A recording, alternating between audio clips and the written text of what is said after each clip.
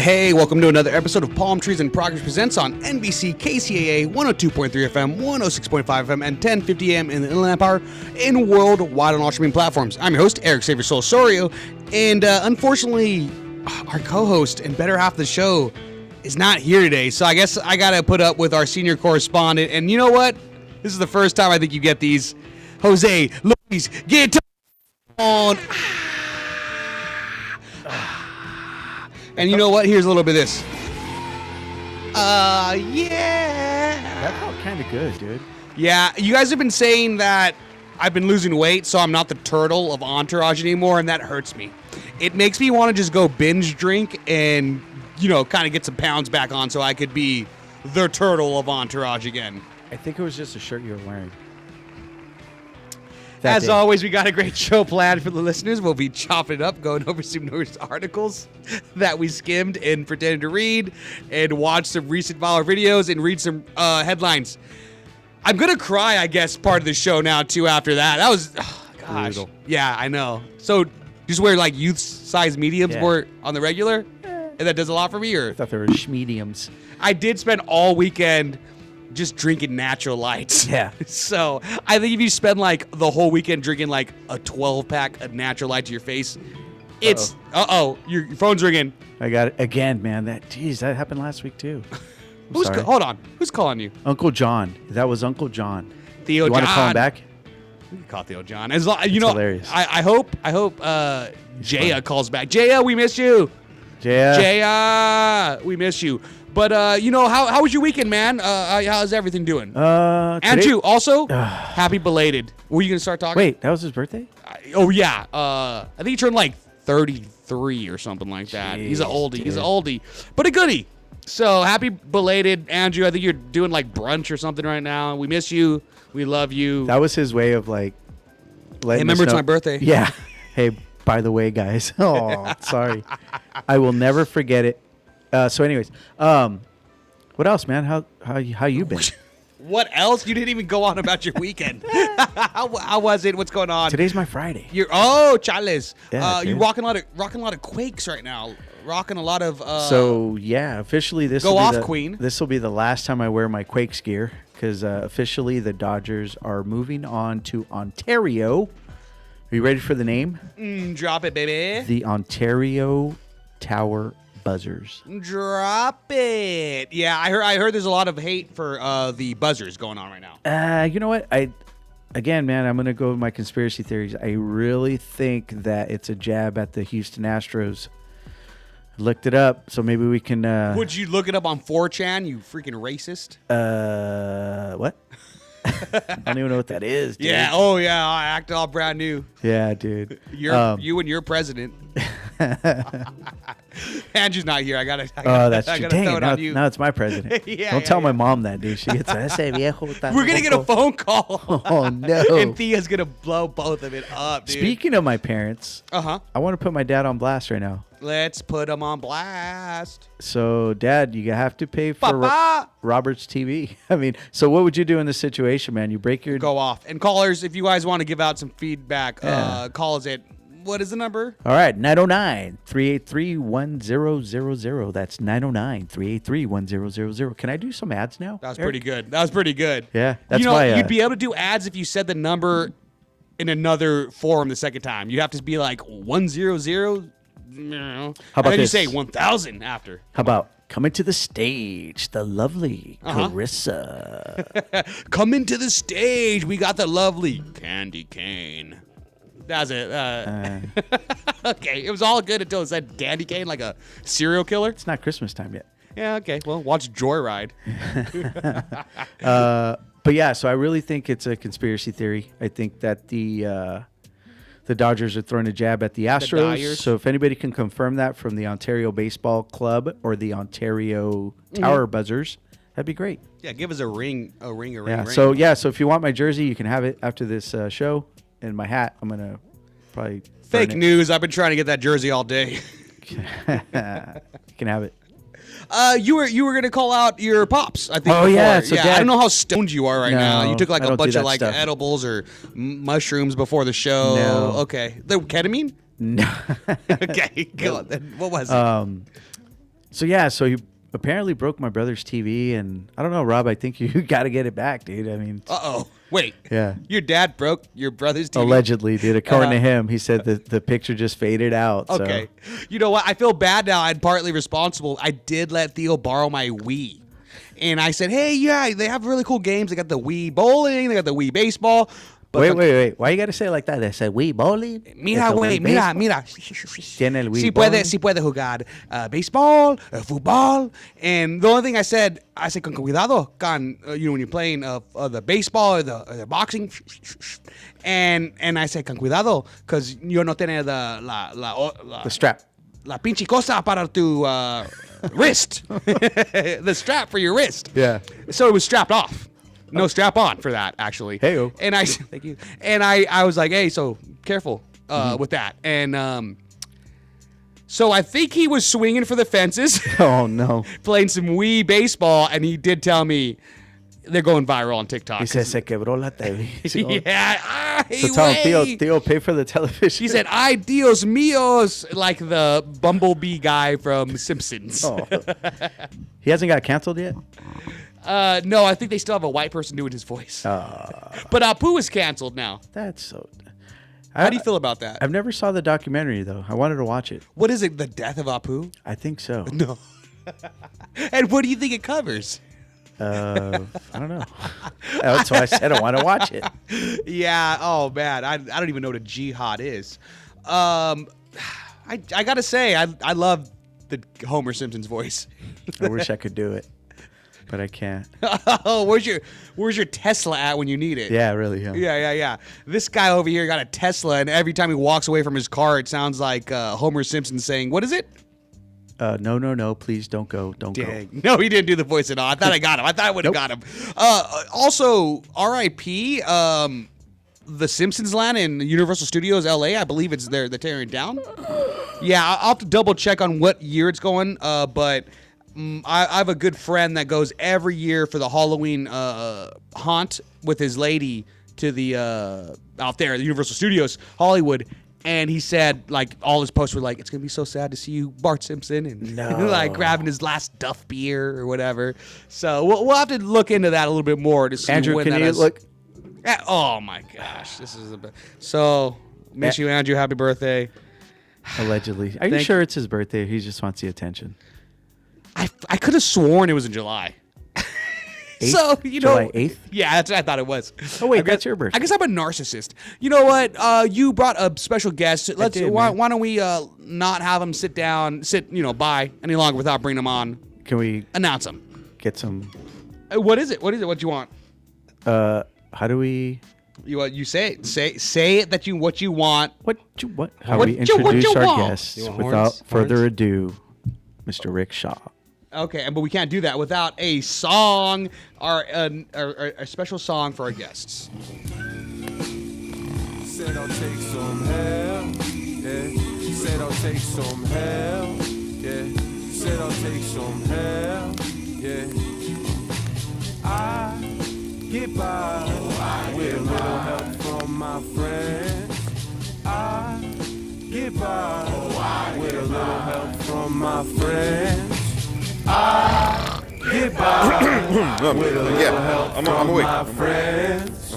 I get by with a little help from my friends. Now, ain't that right? Woo! So who do we got in studio today? Yeah, man. So I actually met Rick. Yeah, man. Yeah, man. I should have started a podcast. I love you. Yay, man. Yeah, man. Yeah, so I met Rick at my store, man. We were shopping one day, or he was shopping one day, and then I think he was wearing a Dodgers hat or something. Dodgers. So he was raised right. And we started talking playoff base. Oh, you know that the playoffs are going to start soon? So, again, just going off on a tangent. I got to acknowledge, yeah, I do know, because I told my friends, hey, man, if you want to go to one more Angels game, it's this last weekend, bro. Yeah. So I will say, you know what? You always, for a while, even since before you were helping with the show, and being the better half of the show, you were saying, baseball continues past into October. Yeah. And I was like, no, I don't believe you. Yeah, our season ends in April. Yeah, I even got the Angels calendar that I got in the beginning of the season. Best believe, brother. I was hoping when I turned the September page, I was like, maybe there's like hopeful dates. No. It was the back end. I said, oh, okay. You know what's sad, man? That Mike Trout hit his 400th home run and nobody even knew about it.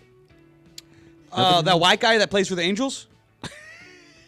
Do I need to be more descriptive? So what's his name? So anyways, yeah, man. So I met Rick, man, and we hit it off, dude. It was just one of those things. And then slowly but surely, we just started talking about this, that, and the other. And then I don't know how it came up about music. And then he started at Trump. He started telling me a little bit about his story. And then we connected, and he actually sat in on one of our shows. And yeah, man, so I've been putting it out there for him to come and I personally think he has a very interesting story. So without further ado, Mr. Rick Shaw. Ricky D in the house. Yes. The stage name is Lit1.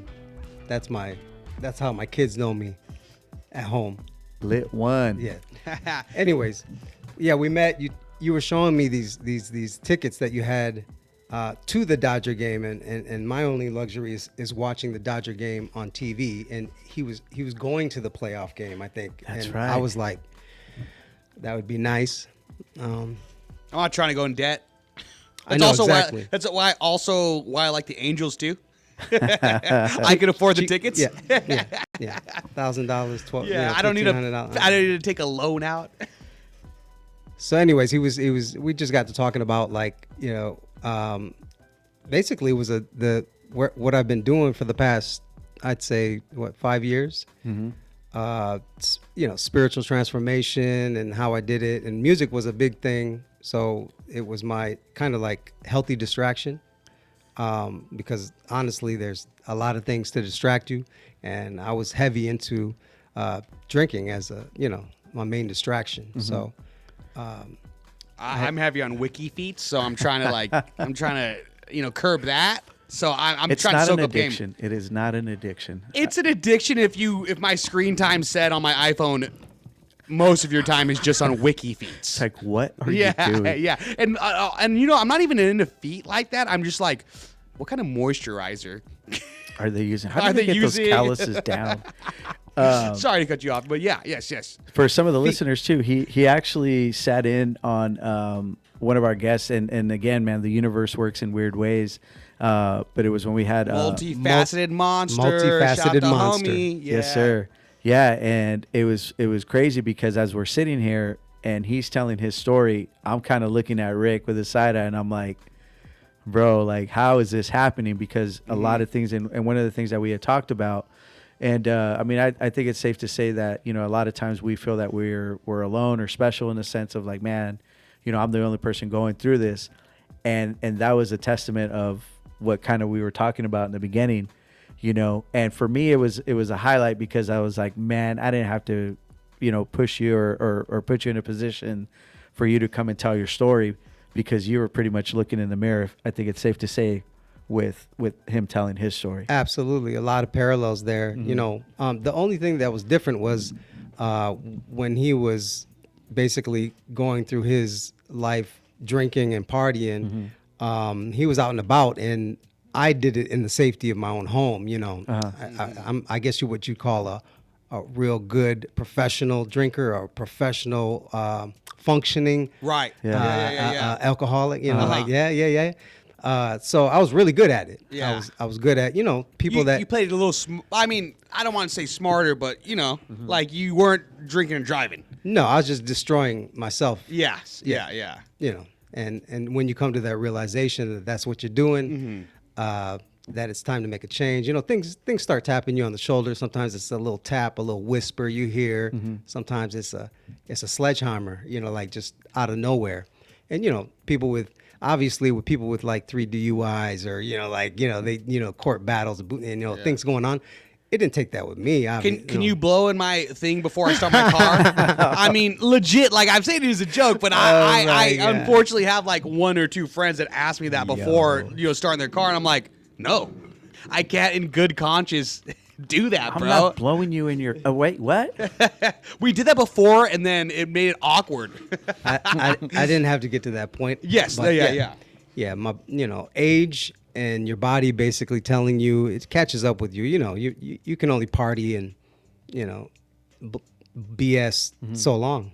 Party In BS until your body says, it didn't happen. So, Yeah. I mean, you see me now, but 5 years ago, it was, I was 220. I'm 5'5". So 220 on a 5'5" that's really tight. Basically, that's tight in an XL shirt. You put an XL and it feels like, oh, that's kind of tight. Yeah. Yeah. And then when you go upstairs, you're like winded. You can't really make it upstairs. Right. Okay, are you guys Are you telling him what I told you? No. This is. I'm joking. But I was already old, so older, so that catches up with you. So you realize that, okay, I got to make a change, and it sounds easy the way I'm talking about it, but it wasn't. It was like, I don't know how to describe it. It was a dragon that it was actually the hardest thing that I ever had to do in my life, and I don't know if you know anybody going through something like with a chemical dependency, like on anything. It could be. I mean, I'm talking like drugs and alcohol. I'm talking like, yeah. What was the last one? Wiki Feets. It could be really seriously anything. I mean, food is a big thing. Drugs, alcohol, weed. Anything you can think of, painkillers or pills or whatever. That you might know somebody and you might not even know that they're going through it. That's the crazy thing. Yeah. I mean, they work next to you and you don't even know it.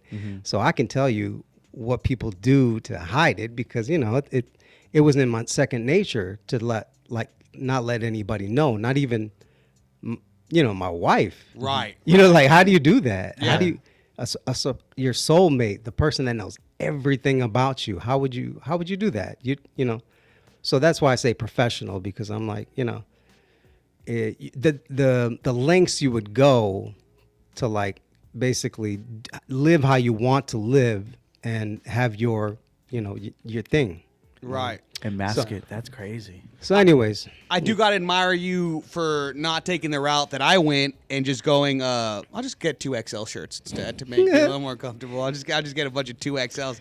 And also, to bring it back to, like, relating to that, you're not the only one going through it, is one of my good friends, with one of his exes.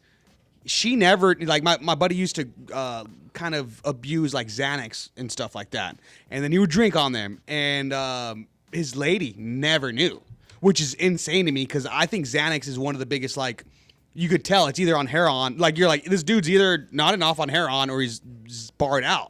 And so it's crazy that, like, anytime he would come over, we'd be like, oh, dude's taking a couple pills again, whatever. And then, like, this girl that he was with for, like, 2 years plus had no idea. Wow. And that one time, like, he had said, love you, bro. I know, if you're listening, he had said, like, yeah, dude, she said I woke up in the middle of the night and just started urinating in the corner of the bedroom.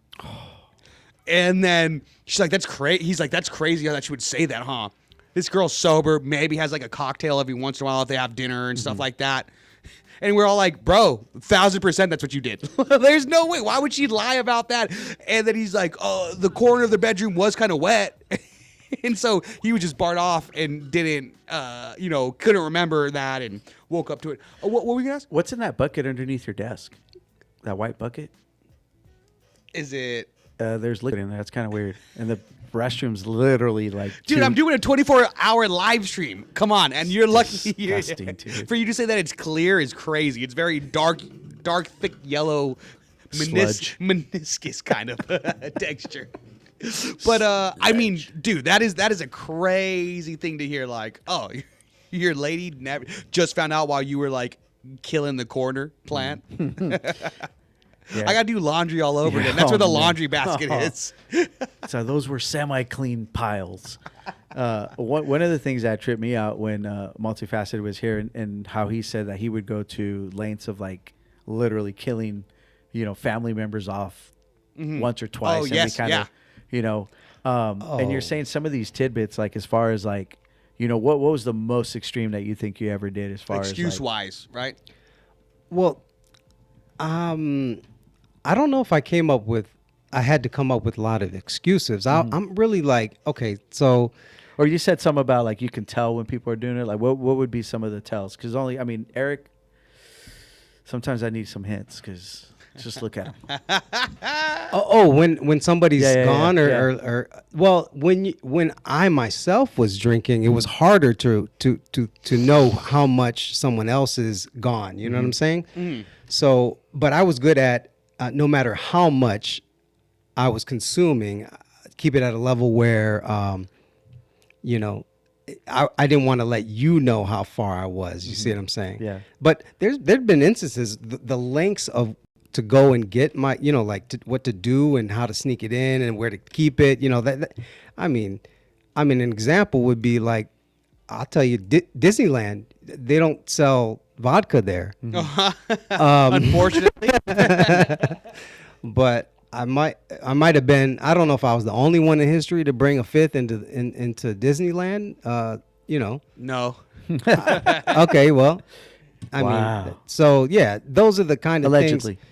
Allegedly, Allegedly. I'm not saying for sure it ever happened, but Disney Plus, I for sure took over a fifth inside. What's up? Were you the guy with the Pringles can and Yeah, threw all the buzz I was balls in also there? I was also taking dabs next to the Bugs Life Land. That was that was back then. So my bad. That was big on X. but it seems like fun and exciting to do something like that. Yeah. But now looking back at it, it was desperate to try to basically have an escape. I don't know, to continue on. It's an escape. You really want to feel a certain way, or you're not comfortable with yourself, so you want to create a certain vibration, and that's what it was. I needed a chemical to create me.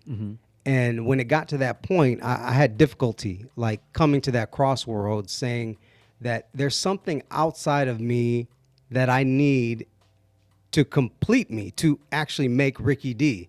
That I could once I got to that, once you start like really looking in the mirror and seeing that, that to me, it's like, nah, I'm not, there's no substance, there's no t-shirt, there's no car, there's nothing out there that I have to complete me. Like, no, Right. naked, just like a baby. You know what I'm saying? That's the way. That's the way you're intended. Whatever's in you is whatever you need. That's all you need. You know what I'm saying? It's not on me, but it's in me.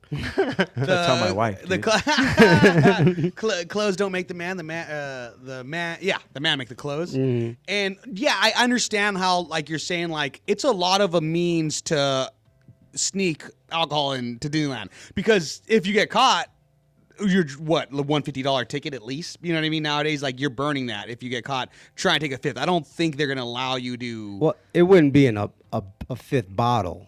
Oh. It's in a water bottle. Yeah. But It's a big water bottle. Yeah. And it's in a full bottomless, like the backpacks that have the okay, Yeah, so false bottoms. so, yeah. But I'll So- tell you, just to make you feel a little better, I remember because there's that Starbucks right around in downtown Riverside. downtown Disney. I would just like throw a little something on the top and then Starbucks and just walk in trying to be like, oh, you just chilling. Just my have Starbucks. it's my Starbucks. I got a green tea. But I mean, obviously not advocating it. No, not. I'm trying to tell you how far the addiction can go. I Yes, mean, yeah. that's only like the tip of the. You know what I'm saying? Yeah. Like to really Neon try prom to night. try to examine everything that we all do in our Yeah. own lives. Sure. Okay, you might not be an alcoholic. You might not be dependent on weed or Xanax or whatever it is. Yeah. But there are people out there fooling themselves right now. Like they're rationalizing themselves about how much and when they use it. No, they're just doing it socially. Oh no, they're only doing it on Sundays. Oh no, they're only and these are the things that I obviously was telling myself, like no, Right, yeah. but when something's happening so often and you're using it as sort of a crutch, like that's your thing to loosen you up, or maybe you had a good day at work, so to reward yourself, you will do things to rationalize, like, so I earned this. Yeah, I earned this. I earned this fifth. I earned this 12, 24 pack, whatever. Yeah. I earned it, and I'm gonna smash the whole thing in one day. To tell myself I'm doing a great job as a dad, as an employee, as a boss, as a Right. That's what we say to ourselves to do that. So. You look around when you go to work, when you see people, you never know. You can see clues, and maybe they need help. Maybe they want to talk about it. Who knows? You just got to be open. You got to be open to that. I wasn't showing anybody, how. How did you come to that realization, or what was like I know Eric usually asks like, what was that rock bottom? You know what I mean? As far as like, but then you do the people's eyebrow when you ask it. That's You say, what was that rock bottom? Yeah. So health-wise, I've got everything stacked against me. Like in my whole family, diabetes, high blood pressure, you name it, it's there, and it's already written on paper like what you're gonna pass from. Like once you get old, if you don't do anything about it, like if you just eat what you want and drink what you want and smoke and whatever, you're gonna die from diabetes or high blood pressure or heart failure. And it might be at 65 or 75 or 85. And those last years might be like. You decide how you want to live it. So so when that health thing starts triggering, and you got kids, so I got kids, right? So I got to.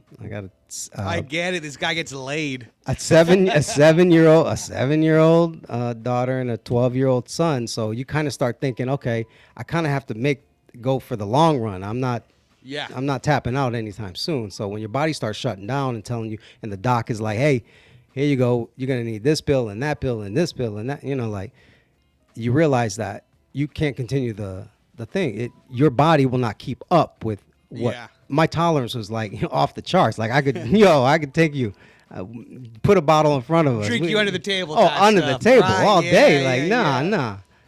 Forget about it. Yeah.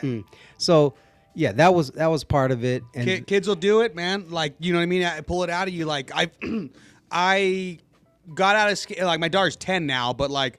I had stopped skating on the regular. That was my cardio, right? That was my workout that I got, and she was born. I was like, yeah, I want to last longer I want to be around as long as I can be for this one around. You know what I mean? So I had to get my cardio in, and I tried other things. Like I tried the treadmill. I hated it. I just thought I kept searching for that runner's high that everyone bragged about. Never got it. Skateboard can never pull me off of it. You know what I mean? So I hope my knees blow out before I get over that. But also like, I started lifting stuff too, because I'm like, I want to be able to hold this one until as long as I can. You know what I mean? Like I want to be able to power slam her and power bomb her and all that as long as I can. So like it is the kid for me hearing you say that, I'm like, yeah, for sure. My kiddo being born was like, oh yeah, I guess I do gotta care about myself and like my health, and like I guess I gotta go to the doctors and be like, hey, what do I need to watch? Am I having too much salmon? Salmon. My mercury levels are off the chart. So then you introduce obviously your outlet with music, right? Well, how did that? Yeah, start? I had to figure out a behavior replacement. Like you can't just, you get bored, and then if you have drink around you, or like let's say there's alcohol still in my home. I mean, Right. My lady doesn't have a problem. Nobody has a problem. Yeah. People that they can have one drink or one glass of wine, and that's fine. But Yeah. I didn't want one glass of wine. I want a bottle, or I want a bottle of wine and 2 shots, or so that's when you start thinking, oh, that's not right? Yeah. I mean, you want that feeling that it's an escape. It takes you to a spot where you want to be mentally numbed out, sort of like, and I'm the type of person that I'm really in tune. Like if I'm not, I can feel everything, any vibration. Like I know who's doing what and feeling what. It's like weird. I'll be at Vaughn's like, yo, I don't want to. I'm so sensitive. Like You're not supposed to go grocery shopping stoned. You're no. I'm high. But I'm in tune vibrationally to somebody's. Oh no, not you. I'm saying you can catch other people like doing grocery shopping stoned. Yeah. And you're like, yo, you not that many bags of chips, bro. You're like, Eric? Yeah. You get a little less processed food. So yeah, where was I? Music. How music. Oh they yeah, can change. music. So a replacement. Not only did I have to replace like the actual, because you know how smokers, they can maybe quit smoking for a week, but it's that thing where they have to have something in their mouth. It's the same thing with drinking. You Right. really have to have. It doesn't really matter what's in your hand, but you have to. So for the first year I'd say the first 3 months was like, Yeah. it is so hard to go to somebody's house.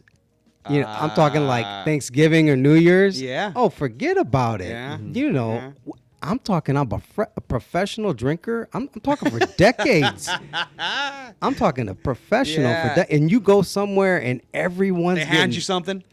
No, they Oh, they already know of your battle you're going.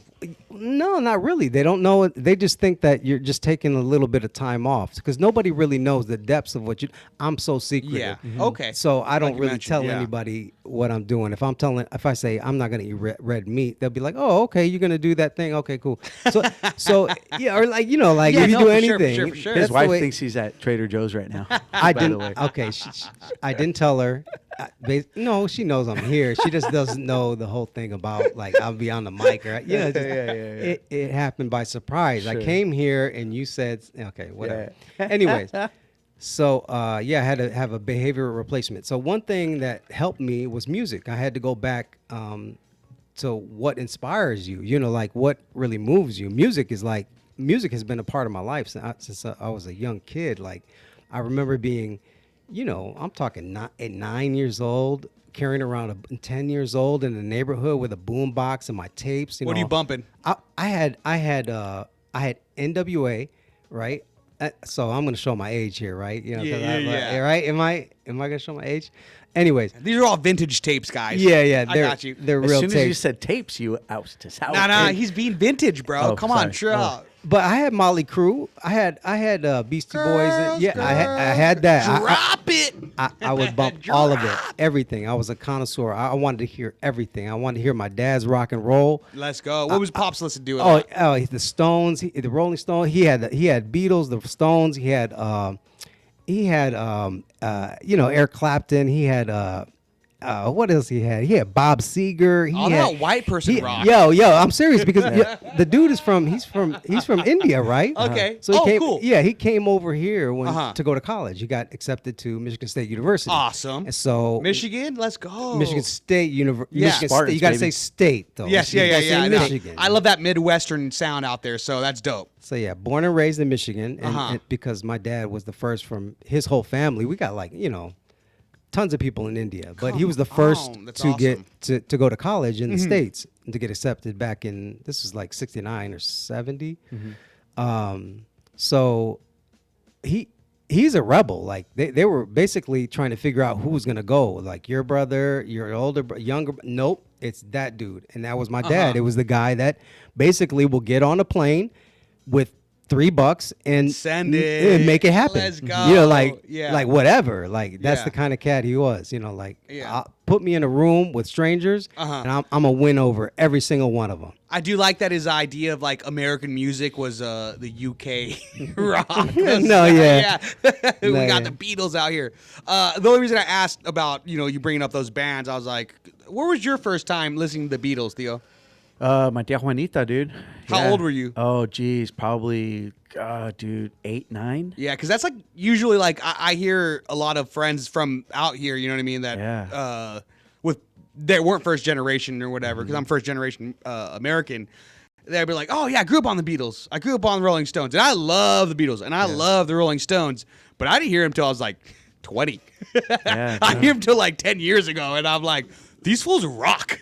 I was so like anti-culture at that time where I was like, nah, get that out of here, dude. X's on your, Yeah, but I was like, no, I was never straight edge.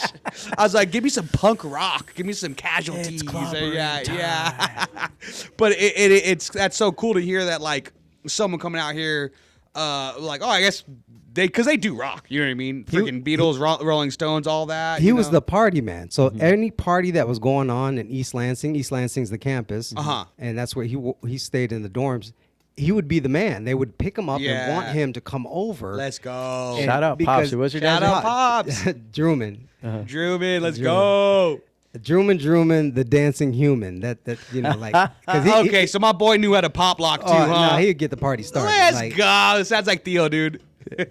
Hey, hey, So let's go. that's partially the music influence from him. Yeah. In Michigan, it was like a eclectic. Like you could get hip hop and pop. Everything was there. You know, like Motown. Motown was huge. We were like, everybody had Motown records, like vinyl. Yeah. Like record players, you know what I'm saying? Well, I don't know what that is. You know. I'm just kidding. but back to what I had to do is I had to figure out, okay, what I'm going to do. The first thing I did was I started walking, and being overweight, 220 pounds, 5'5", I just walked. It was during COVID, and I remember leaving at 5 in the morning, and I wouldn't get back till like 8:30 when everybody was waking up. So this would be like, that's like 3 hours. I would get 12 miles. Now this happened over a process of months. Mm-hmm. The first year, basically it'd be like, okay, can I walk a mile or two? And then it'd be like, okay, can I do 3 or 4? Yeah. And then by the time I knew it, I was doing, I wouldn't even count. I would just go. I'd set start on my watch, and when I got back, I'd look down and it said 2 hours and 45 minutes. Let's go. And slowly, obviously, when you got all that time, you're thinking and you're really reflecting, like and you're not drinking, so you're like really in tune, to Clear-headed. Clear, just super clear, and you're like, what? And you don't want that to stop. Actually, even that in itself feels like a high. Like, okay, I was gonna say, yeah. I imagine. Like you're connected in your purpose, and you're like thinking about all this stuff of what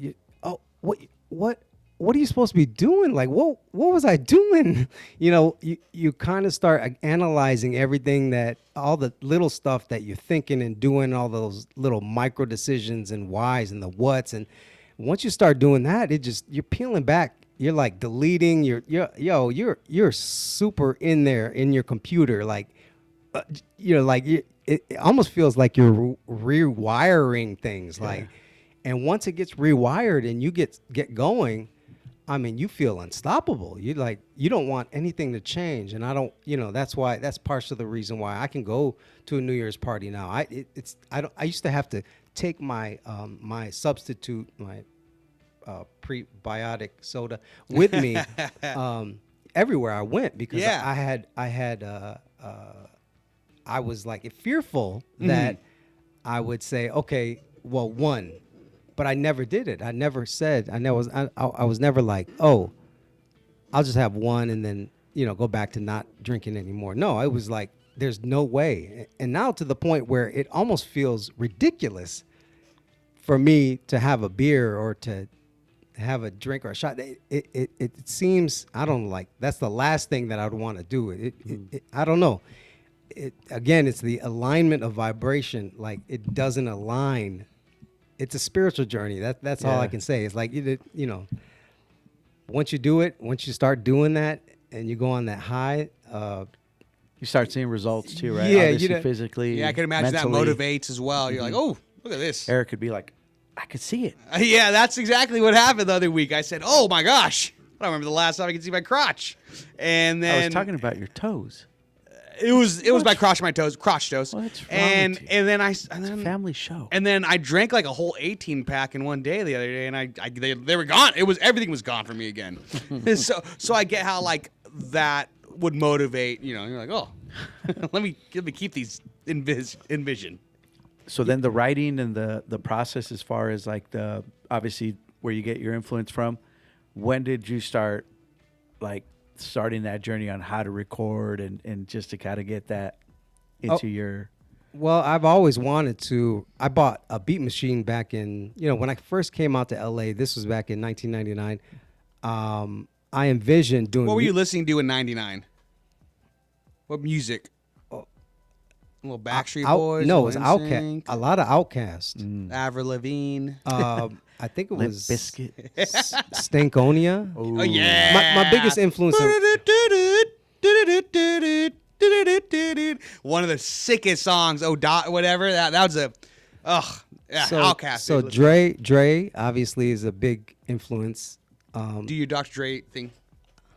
No. Okay.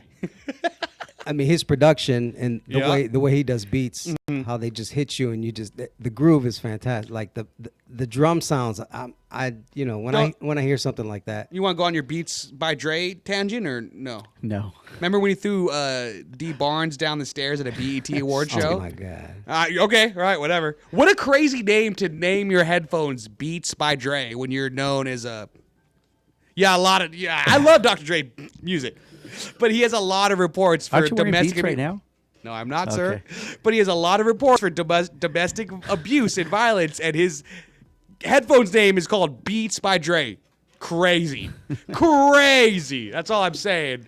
We all got skeletons. Yeah, but I mean, we're not selling it drunk by Eric. Wait, you know what I mean? Like, I just think we're not like pointing out our faults in our merchandise that we're selling. It's like we remember it. It's on history.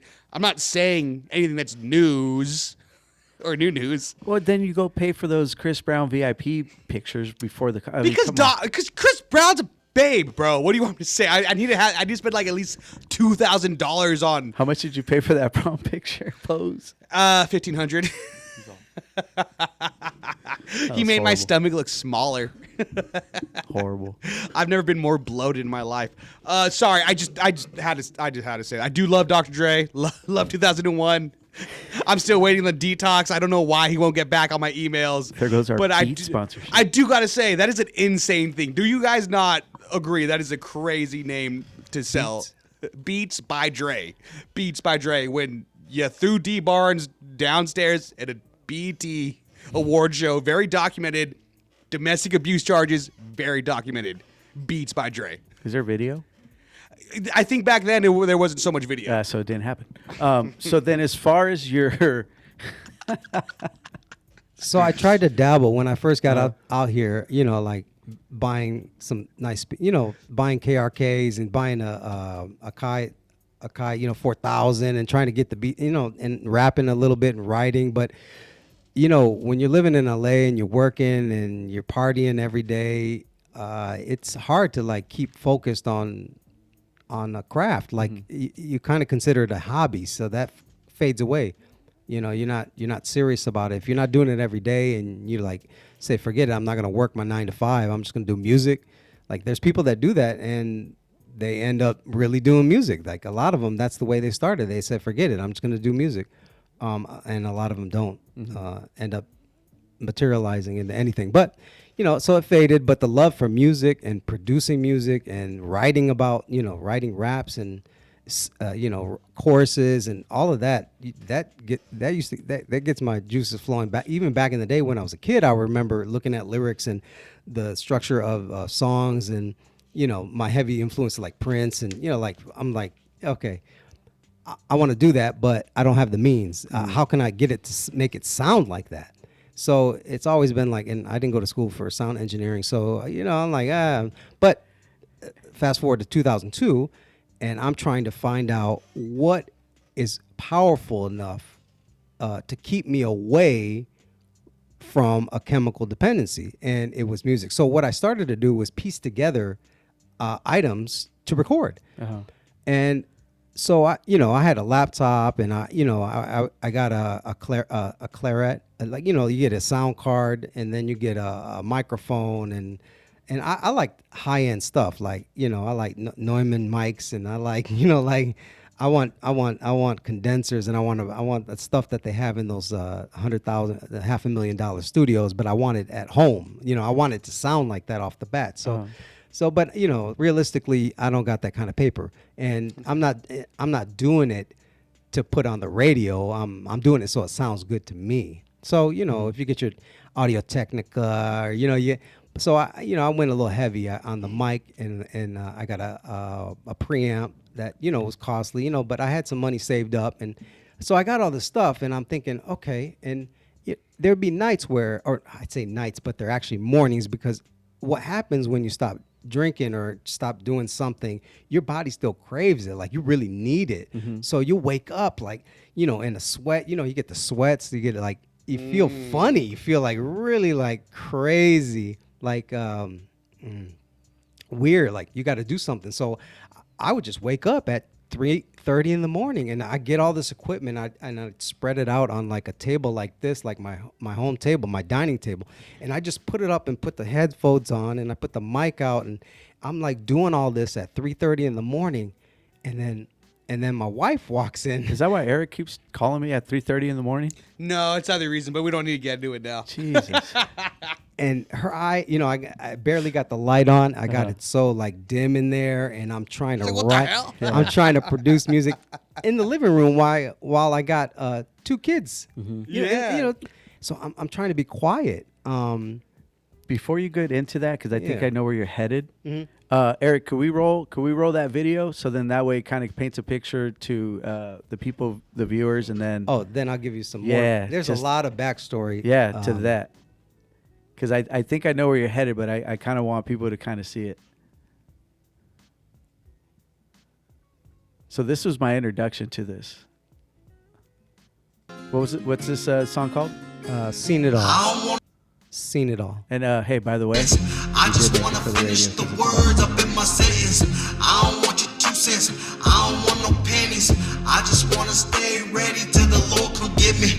I don't want the fame. I just want the fortune. Just wanna pick the lock till the door swing open. I don't want confetti. You can say the congrats. Please hold your jaw and applause till you've seen it all. I'm so ready, so steady. Hope you get me clearly. You ain't checking for me till it was made easy. For the fight of the fury, you gotta bleed to feed. You gotta teach to see till it hangs the jury. Now you're stepping with a head full of weapons. Shake the heavens with the heart of 10 men's. I'm the best of them. They ain't never seen it. Eyes can't believe it. Now they feeling like they need it. Now they knowing that I mean it. Lit1, speak with the big guns. Come in and get some. If you want some, you don't wanna. I don't want no trophies. I don't want no pennants. I just wanna finish the words up in my sentence. I don't want your 2 cents. I don't want no pennies. I just wanna stay ready till the Lord come get me. I don't want the fame. I just want the fortune. Just wanna pick the lock till the door swing open. I don't want confetti. You can say the congrats. Please hold your jaw and applause till you've seen it all. What you seen, you ain't seen nothing yet. What you expect when I step through the window dripping wet? Better duck your neck, hit the deck. I don't give a feck. If you wanna bet your check, snatch your second check. Y'all ain't ready for the really real. Y'all looking silly, talking a milli still. I'm talking them Billy Bills. Fix your face in the first place, like the taste. Cause I got the ace and I got a lot, rocket block. I don't want no trophies, I don't want no pennants. I just wanna finish the words up in my sentence. I don't want your 2 cents, I don't want no pennies. I just wanna stay ready till the Lord come get me. I don't want the fame, I just want the fortune. Just wanna pick the lock till the door swing open. I don't want confetti, you can say the congrats. Please hold your jaw and applause till you've seen it all. Ooh, let's go. so Okay, so the video. First of all, let me go on to The the video. the photography and the videography. Where can we find that video, by the way, just before we... That's on YouTube. Flawless photography and video. That's my business. So I do photo and video. It's always been like on the side hustle of my 9 to 5, but now I'm like what they call stay at home pops. With the photo and video gig as like whenever I need to do weddings or corporate events or whatever. Yeah. So I got all I this. wish my pop stayed at home. So salute to you, brother. Thank you. So so I have all this equipment, all the equipment that was used to film that. I own that equipment, and I filmed it myself. So basically, it's a one man band, one man show. So that all those scenes are from Riverside. Like if you really look at it, Downtown off Market and University. It is. Yeah. So Yeah, I recognize so those spots. that I got corner. drunk there. I got drunk there. that I got, corner yeah. that Eric used a lot as it's like, Eric, the restroom's right there, dude. And then the red underneath ground like parking, that's that's my parking spot that I'm standing in. Like, Lego. and you know, I got fancy equipment where I had it's called a Raven Eye, where it follows my movement. So nobody's panning. It's actually a remote control head that's following my face. So I'll do that. And then I have the lighting that I was taking. And when I record, okay, so I have kids at home, and I do this when they're sleeping. They don't even know. So I'll get up at 4 a.m. I usually get up around 4 o'clock. And I'll shoot downtown, and there's nobody there. Like, you can do whatever you want to. Usually, if you go to LA, you got to have like what they call a permit, right? Well, I was doing all the shooting without a permit, and setting up lighting and cameras. You know, it takes some time. It you know, to do a shot like that, it takes like, you know, maybe 20 minutes, 15, 20, 30 minutes to set up a shot, and then, you know, play out the song and do that a couple times, a couple different takes. But you know, you don't have that much time in the morning where, you know, I'll tell you what happened is I was filming one of those scenes, and a cop rolled right in front of me while I was delivering my last verse. And I was like, oh, and basically he was getting out. Like, he was rolling up to come see me. So I just tore it down within like minutes and bagged it up and threw it in my car and took off. So I was like, all right, I'm not getting busted for, you know, filming. What do you think his guess would be? Or like what would he harass you with? Be like, do you have a permit for this? Even though it's an unbusy street and no, you're not bothering anyone. That's what he would bug about. Maybe, I don't know if you get fined or what. Delete. I need you to delete all your footage. Dude, hey, I mean, I grew up skateboarding and catching footage off like guerrilla warfare tactics, bro.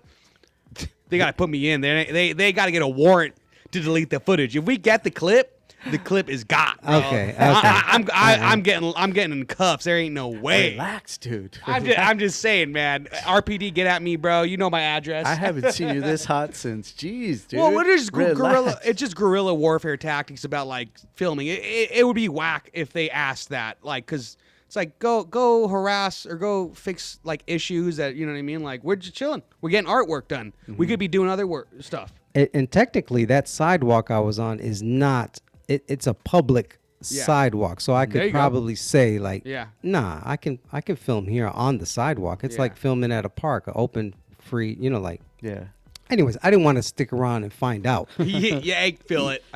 So I just took off, but and I already had all my takes. That was my last take, last verse. So and I put the video together. You know, I dabble a little bit in the editing, and that song was produced. It was written. You know, so basically everything you see, 100% filmed, edited, produced, written. Am I missing anything? Performed. Yeah, one man. By yours truly. Yeah. I love it. You said ACAB, right? One more time. You said ACAB a second ago? ACAB. Yeah. What is that? All cops are beautiful. We got to get going. We'll take a little 5-minute break and we'll be back. You guys, anything to say before we get out of here? No, man, I can't wait to hear it, like, because I got a lot more questions than that, but I kind of wanted to set the stage for that second half of our interview, man. So, yeah. All right. Thank you guys for tuning in. We'll be back in about 5 minutes. Don't forget to check out our website, palmtreesandprogress.com. Palm Trees and Progress presents on all streaming platforms. Don't forget to give us a rating. Anything else before? Yep. Nope. Okay. He's saying no. Pay those bills. We got to pay those bills. Andrew, we miss you. Happy birthday. Hey, you know what, twins? Glad you guys are home. We love you guys. Take it easy. Bye.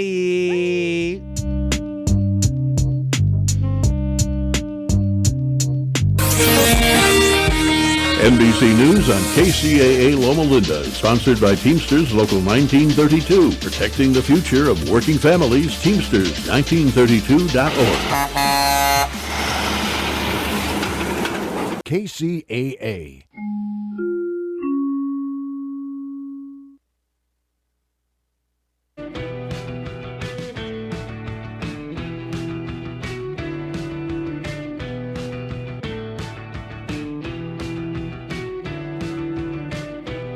Hey, welcome to the second half of the Palm Trees in Progress presents on NBC KCAA 102.3 FM, 106.5 FM, and 1050 AM in the Inland Empire and worldwide on streaming platforms. I'm your host, Eric Xavier Osorio, and we got our senior correspondent I'm with us.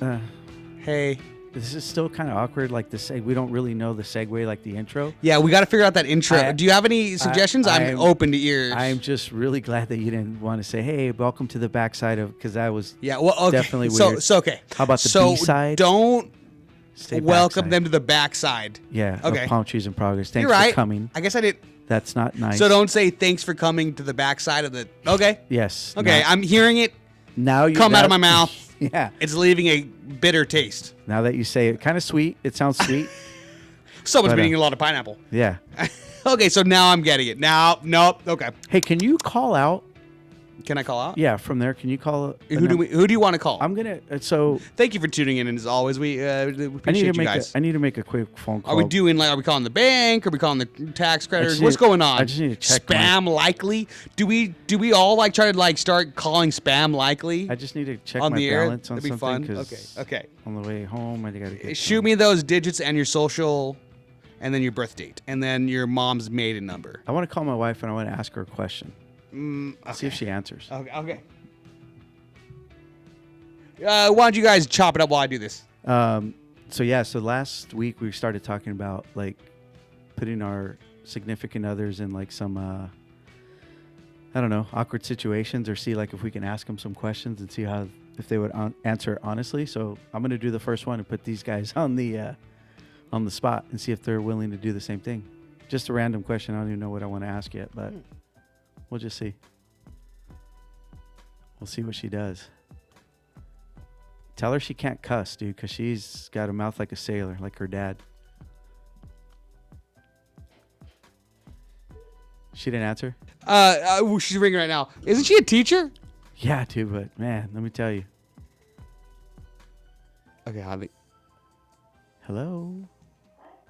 Bueno. Hi. Hi, honey. Hey, babe. Hi. So I have a question for you.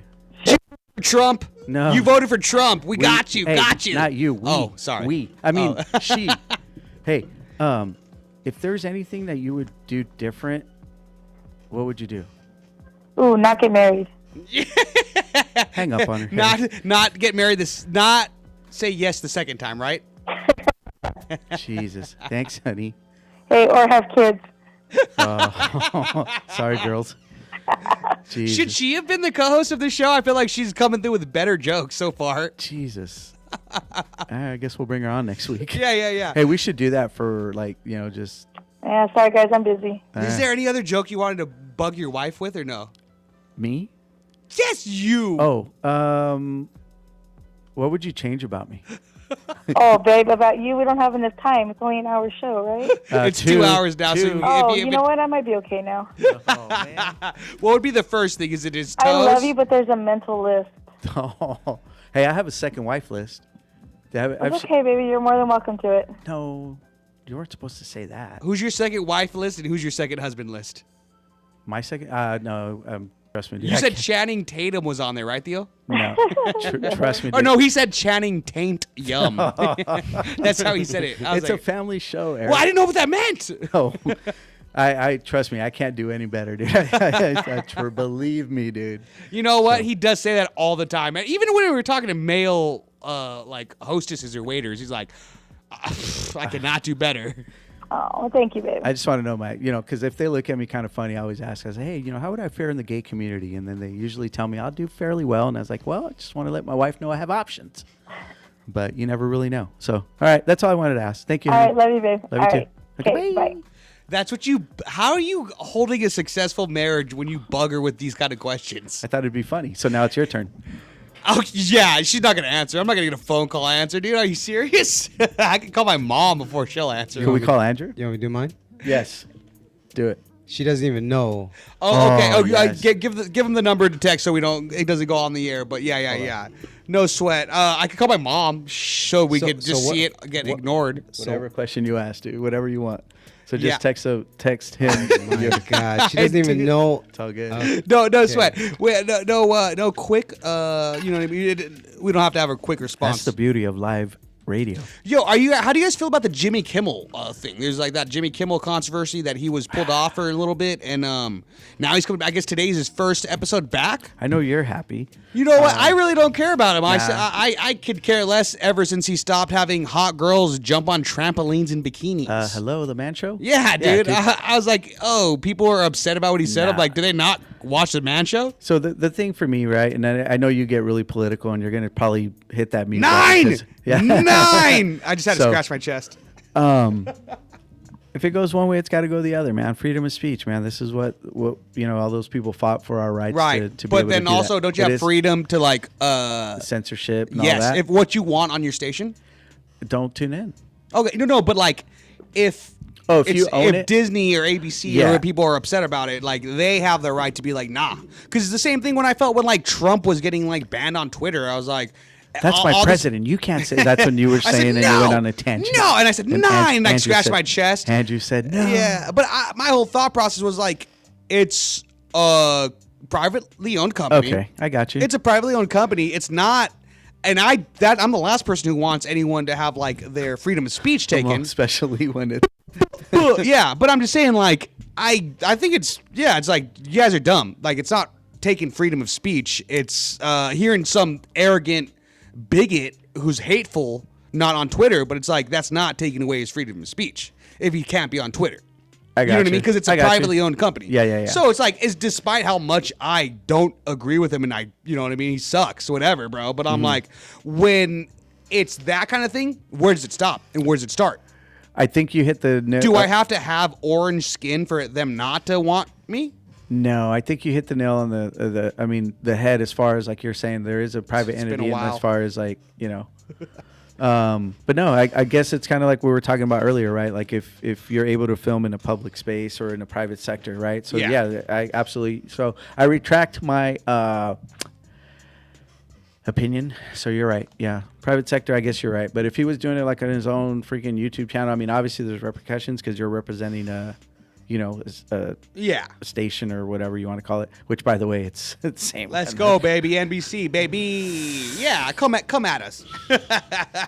We'll figure out a way to keep it live. The lights turn off. But no, like, where we run at, we're lucky to run very liberal station. Shout out to Fred, shout out to Mark, you know what I mean? Like, but just that we have the same, like, kind of conservative beliefs. thoughts off the air. I get it. But, I mean, I think we would all have a conversation agreeing, like, yeah, taking these people off of those things isn't taking off freedom of speech. I got you. Yeah. But also, I'm like, this Jimmy Kimmel, dude.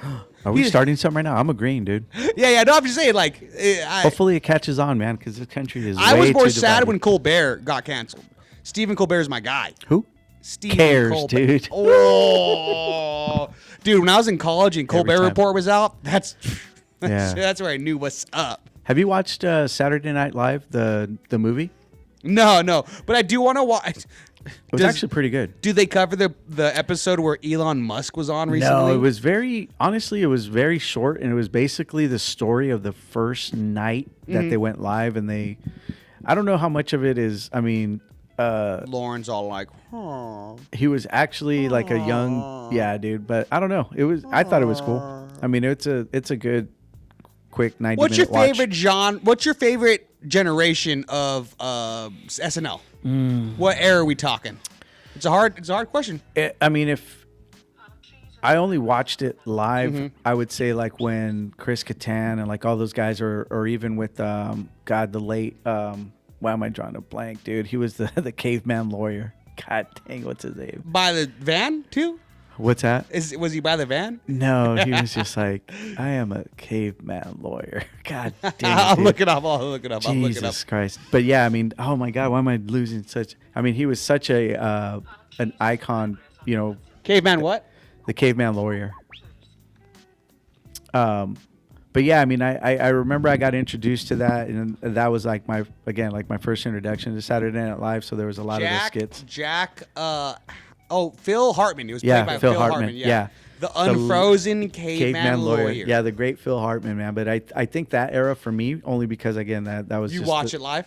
I did. Yeah, so I would watch that. And then, I might even argue like because of the where I was raised, like the generation I was raised on, Mad TV. I feel like I might be the person who's arguing towards Mad TV more. And if it wasn't for like within the past 10 years or 5 years, I'd be like under rock, like whispering it. Was that like 05, 06 ish? Well, I graduated high school 2010. If I want to dox myself to everybody, but I would say Jordan Peele and Jordan. Okay. You know what I mean? Like, so I feel like within the past 5 years, I've been embarrassed to say that. Nah. But now I'm like, okay, yeah, you know that guy that makes those cool horror flicks. When they did the Soprano skits on that dude. Oh, dude, they so were good. So great. And then also the other, the fat white guy. Not Caliento. He would do the John Madden skits all the time. Yeah, yes. yeah. Oh yeah. Was it Frank Caliento? Not Frank Caliento. Who was it? Oh my gosh. It's the same guy that did Soprano, right? That did Tony Soprano. I think it or was. no? I think it was. Yeah. And he's had a successful career. Bobby as Lee well. was on there.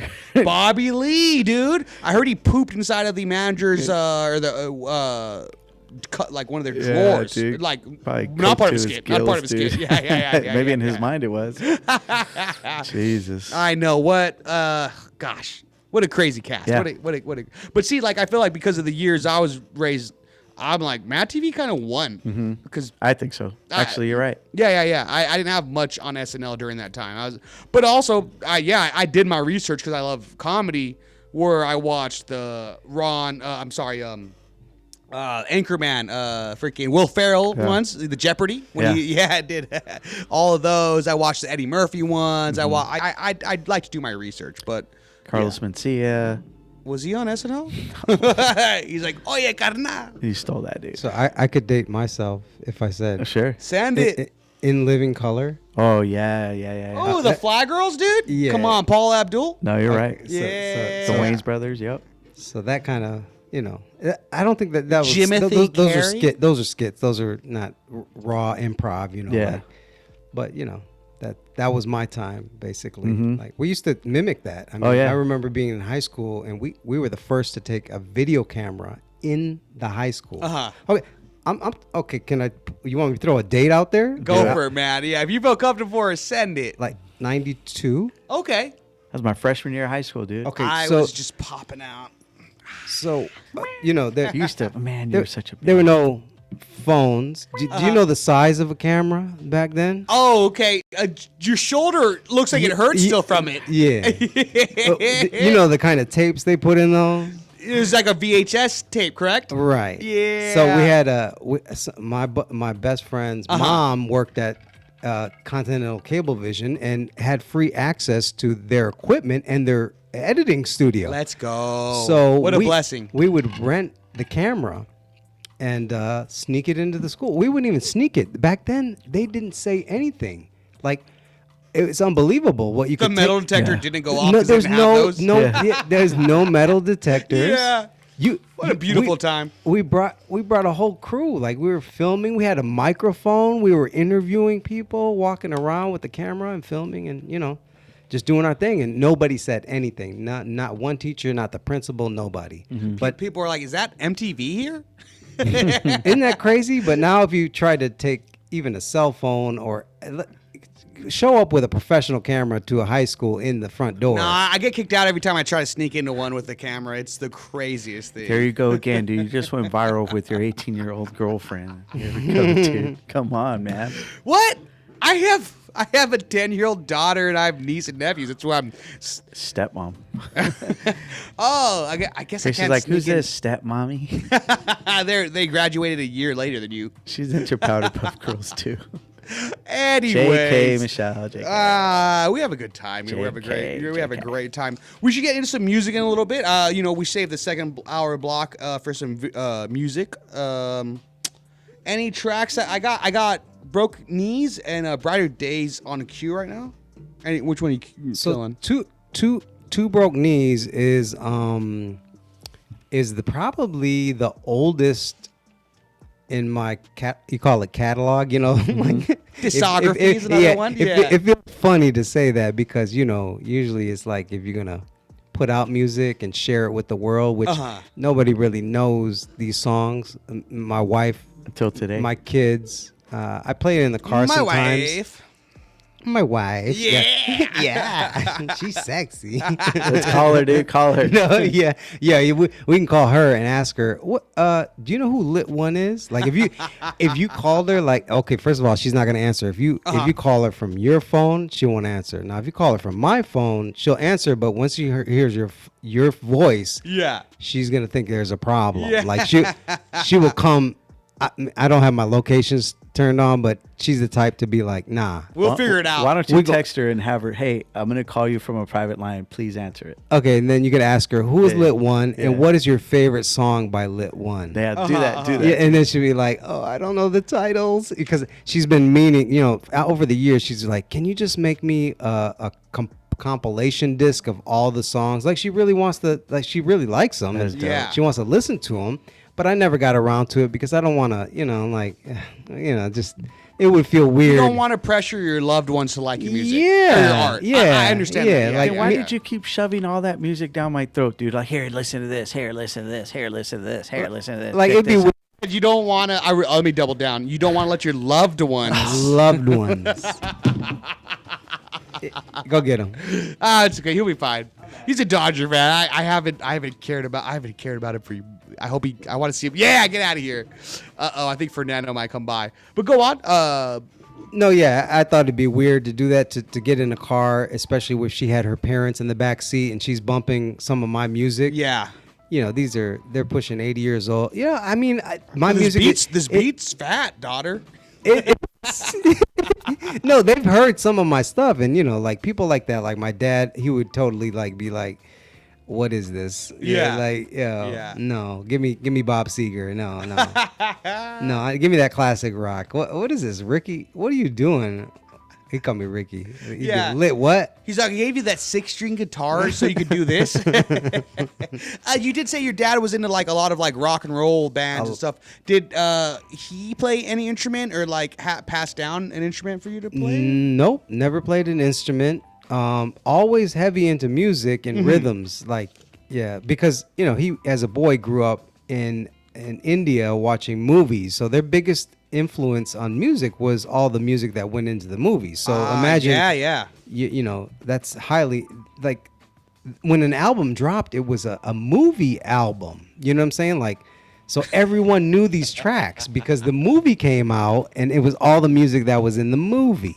So yeah, he from a kid, and music is a big deal in India, dancing and music and everything. So yeah, that's in his blood. That's in our blood. That's in my son's blood. Like, Yeah. I bought my son I went ridiculous on the last Christmas gift, getting him MPC plus one. Let's go. Like yeah, you got that beat machine. Like, it's like crazy. You can be in the at the park making beats. Like, it's all chopping samples, all cutting 'em inclusive. up. Like, Let's yeah, go. feed it in MP3 and you could just sit there like Kanye used to do. It's funny because like it is crazy how those kind of like skills do seem to transfer by like genetics. You know what I mean? I think I feel it, and I think as well, and because I grew up in a musical family. My grandpa though, like, would always hum doing his yard work, or like would always like doing just around the house. He would always hum and stuff and whistle.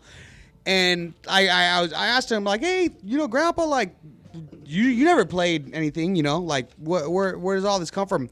His dad, he told me that his dad, when they were younger, would just play a violin on their like patio and stuff, like front porch patio, and he would just be ripping on that thing, and they would all just be enjoying like that, And I'm like, that's something I've always wanted to play. I trust me, I have with the MPC, I've sampled that a bunch of times. But it's such a crazy thing. I'm like, oh, I would have never guessed that. I would have never known that. Like, I only know you from like whistling, doing yard work, type stuff. Like, yeah. So I always was like, oh, that's something you had. It's passed down. it's clearly. in the blood. Yeah, Yeah. absolutely. And I can't play any instrument like a guitar or a violin. I can't read music, but the ear to pick up on, a note or a phrase like from years ago. It's almost Rain Man like Yeah. yeah. Yeah. That show where they play a snippet of little like 2 second Shazam type stuff. Yeah. I would kill on that, like, because first of all, because of what I listen to, the genres, like, I mean, I'm talking like any classic rock, any Motown, any rap, any hip hop, any pop. Where's this sample from? Where's this? I could just pick it like out of a song. Like anybody using anything today, I already know. Oh yeah, obviously that I can call the year out. I can call the artist out. Like right, yeah. So that's from being in record stores back in the day and going and spending hours and hours and looking through like credits and who's playing on what. Pressed, yeah. So that was a big hobby of mine. Theo, I know you want to say something, but before we get lost on that, I want to say, same thing with my Gramps. Like, I was listening to the Duke of Earl. Like, I threw on Duke of Earl, on Spotify, and I was like, we're just chilling on the front, and I was like, this is something, like, put this on radio on, and he's like, this came out like 66 or whatever year it came out. It was 66 or 64. He's like, I remember listening to this with your grandma in like 66 or whatever. And I was like, nah, yeah. He's like, I think it came out 66. I was like, oh, wow, it's crazy. So then I was just on Spotify, scrolled down a little bit on it. That's sure enough. The year he had said, that's when it came out. And I was like, that's so sick. Like, like you're saying, he was never, he's obviously musically inclined, but never like showed it in an instrument wise, way. And then for him to guess that, like, just shoot off top memory. Like, I love doing dates. I love zeroing in. Like, I'll be like 89, and wifey looks at it and oh my God, you got it right on the dick. Duke of Earl. First of all, that song was sampled by Cypress Hill, where it starts Duke. That's Cypress Hill. That's the sample. Yeah. I think that's where they got the beginning of the Duke of Earl. Yeah. Do you remember their other sample hits from the bong? Man, I seen a documentary. I'm always watching documentaries, but I remember them being son of a preacher man.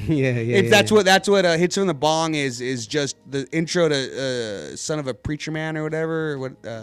Son of a preacher man. It just looped. The first 4 seconds is that song. I'll play it in a second, but it's really funny because what the song originally content is. I love samples. I love. Samples. Okay. Theo's what's going on? Can you let Eric know that if he talks to me like that 6 or 7 more times, dude, I'm done. I'm done with this place, dude. Sorry. 6, 7.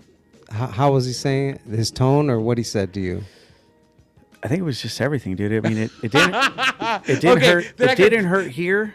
It didn't hurt here, but it hurt right here, and shoot. Oh, shoot. I could promise I will never say those combination of words to you again. All right, we're good.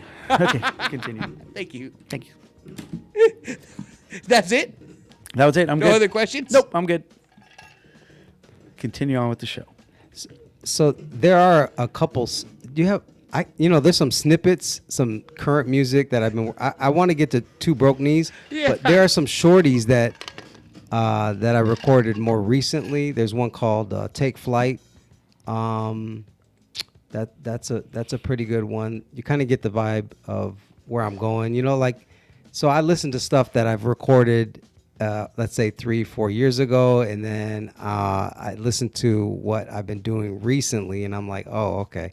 There's growth there. There's like, okay, when you listen to it, I try to figure out what I want it to sound like. I really want to rap like Andre 3 Stacks or Kendrick Lamar. Like, those are my biggest influence. So when I formulate what I'm trying to say and deliver it, that's like, oh, and you go back and you're like, that's not 3. What's one of your favorite 3 Stacks tracks? Oh my God. The artist storytelling. Which part? Number 2 or 3? I think it's 2, where he just, the way he delivers, I just can't. It was mind boggling. Like, I've never heard, I don't know how, I would love video of him or his process, because it's incredible. I don't know how I'll tell you how I do mine. First of all these tracks, I usually do old school, where I'll deliver it all in one go. Like, there's no punching. I don't take bits and pieces. Right. I will almost the whole song. like all verses I will say in one breath. Like, so if you hear a take on there, like that, the final take, that's actually a full ride, like What- all the way through. The biggest thing you're not saying though is where you're recording this, and I forgot that was the whole thing. Okay, That's a big where, That's where we were getting to. Yeah. What was the name of the song you wanted me to cue up, by the way, before you get into it? Well, it's a snippet. It's a 1 minute snippet. It's only the first verse, but it'll kind of give you a glimpse, like the flow and the cadence. That's I'm trying to like get to a position, and it's got a little auto tune in it. You kind of like trying to mix it in with those younger generations. Sometimes they won't even listen to it. Like my nephew, for the first couple of years, they thought I was like a Christian rapper because I wasn't really cussing and I wasn't talking about like, killing anybody or jewelry or money or, in a way like, degrading any, women or that wasn't interesting to me.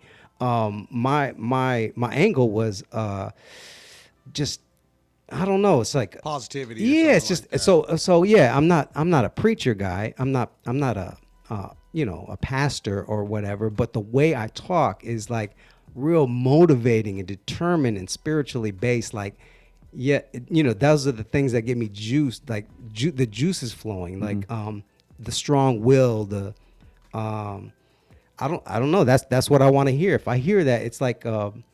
I guess you call it positive rap, but I don't the way I say it's insane. It's insane that like just because you're not being like negative or like talking about like a not positive lifestyle, right? That you can be lumped in with Christian rap, even though I don't think there's anything wrong with that. But like I get for the youth, they're gonna be like, I don't want to listen to Christian rap or whatever, because back in the day it was like backpack rap or conscious rap. When all it was like mumble rap was coming out, or it was like gangster rap was coming out still, and trap and all that. But it's like, it was almost like an insult being like, oh, that's conscious rap. Like it's like, but why? Because you don't have a conscious. Like you're not trying to be in a higher mental level. Like what? Like mumble that where you want to be is mumble rap. Yeah. Like why is that better? I don't know how many times I've brought up that Visionaries first. Go off. Yeah. That but it's true. Galleries. It's a great point. It's a great point every Galleries, time. they never, like, you can go They and never listen. even cursed, right? They didn't. Yeah. The whole album, dude. And it was one of the, I think it, Sophomore Jinx was there too, but man, dude, it was just, to me, from beginning to end, it was just pretty much showing that. But obviously, being the Visionaries, people labeled it as. What was it again that you said? Huh? How did they label it? Like, I forget how they said, it was like some kind of like. You're trying to get me on something. No. I swear. I forgot how I just thought it was like again, like a Christian rap. Oh, is that what it was like growing up? That's what it was. At kind least of for me, given? yeah. Because I mean, you got to think that was what 97 when it came out. So then for me, 97. That is insane. That's crazy, yeah, dude. Yeah. But like exactly, like it's like, oh, it's showing a positive lifestyle and like showing love for your kin and family and everyone, and like not supporting violence. It's like, why? Yeah. I feel like a lot of hip hop growing up, what's made me love hip hop and gravitate to it is What's that? That lifestyle, that Gangstar. unity. Yep. I feel like what's Guru spitting about? You know what I mean? R.I.P. Premier's still producing fire tracks, and like usually who he cooks up with is someone supporting something positive. Like I guess closer to this generation because J. Cole is something like that along those lines. I don't know. That's to my. What would you say is closer to this gen? I know. Do you listen to newer generation hip hop? Yeah. So I listen to Jid. Oh, JID. JID. Well, I think I don't know if he goes by Jid or Jid. Yeah. He calls himself Jiddy. I think Jid. But I'm down with that. Yeah, it's good stuff. The way he writes, the delivery, the rap schemes. That's sauce right there. That's real. That's sauce.